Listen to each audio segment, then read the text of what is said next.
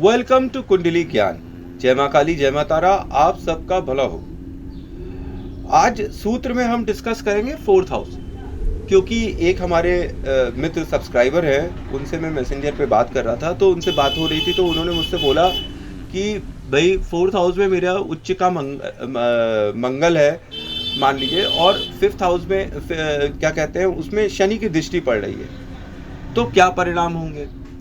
तो दूसरी तरफ उन्होंने मुझसे ये भी बोला कि मेरा ये कॉम्बिनेशन मेरे मामा के कुंडली में था और मेरी कुंडली में शनि जो है वो फोर्थ हाउस में बैठा हुआ है, तो शनि तो चंद्र का दुश्मन है, तो यहाँ तो विष योग बनना चाहिए। तो मैंने बोला कि शनि इन फोर्थ हाउस जो है वो एक्सेप्शन है, वैसे ही जैसे मंगल इन फोर्थ हाउस एक्सेप्शन है।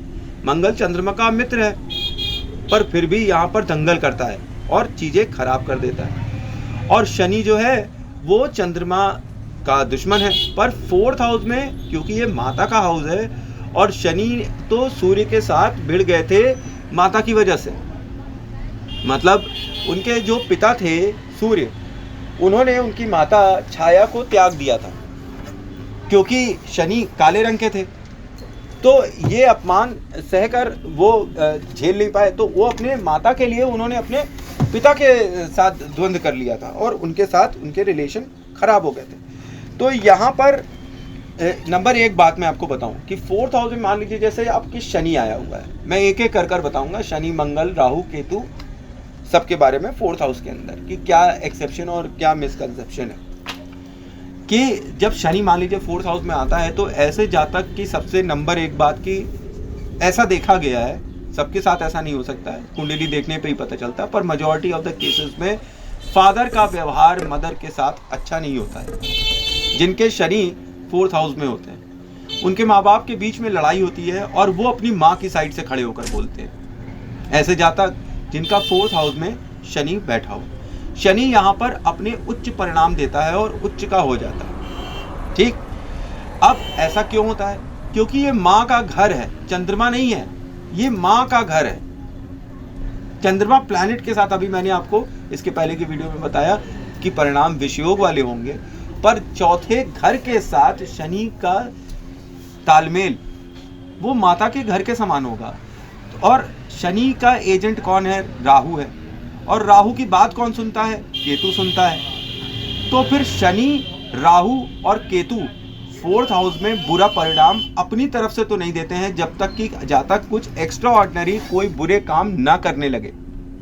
शनि कर्म फल है ना, तो जब तक जातक कोई बहुत ज्यादा बुरा काम ना करने लगे, तब तक यहाँ पर राहु, शनि और केतु बिल्कुल बुरा परिणाम नहीं देते हैं। शनि यहाँ पर उच्च का होता है और अच्छे फल देता है, अपने घर के लिए बहुत ही ज्यादा डेडिकेटेड होता है, माँ के लिए बहुत डेडिकेटेड होता है, परिवार के लिए बहुत सम्मान, यश, कीर्ति, वैभव प्राप्त करता है। शनि यहाँ पर देने की स्थिति में होते, ठीक है।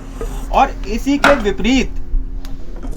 के विपरीत मंगल यहाँ पर माता को हानि पहुंचा देते हैं, घर में झगड़ा करा देते हैं, घर से दूर भेज देते हैं। ठीक, मंगल अलगाव देते हैं, जबकि वो चंद्रमा के मित्र हैं। पर जब मंगल फोर्थ हाउस में आता है तो ये भी एक एक्सेप्शन है, जैसे शनि एक एक्सेप्शन है। ये चीज को हमको याद रखना चाहिए, नहीं तो हम फलादेश निकालते वक्त गलत सलत बातें दिमाग में लाने लगेंगे।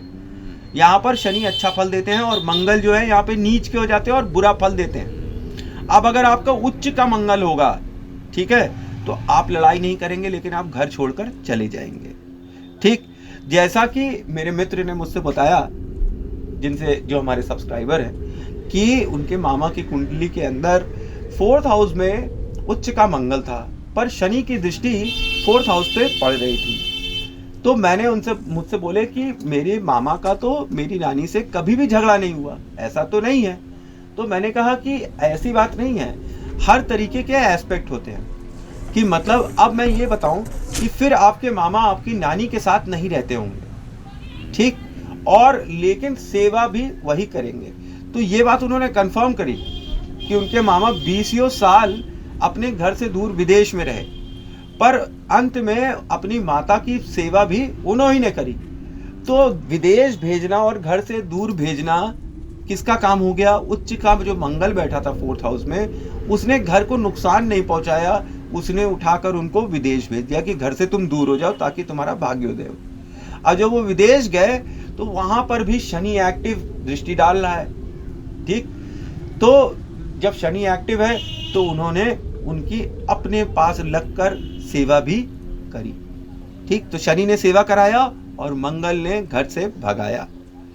तो आपको ये समझ में आया कि 4th हाउस में क्या क्या हो जाता है, कैसे एक्सेप्शनल काम होता है मंगल का और शनि का, जहाँ शनि उच्च का और मंगल नीच का हो जाता है। अब आते हैं राहु और केतु पे। मैंने बता ही दिया कि राहु और केतु वहां पे क्यों बुरा परिणाम नहीं देंगे।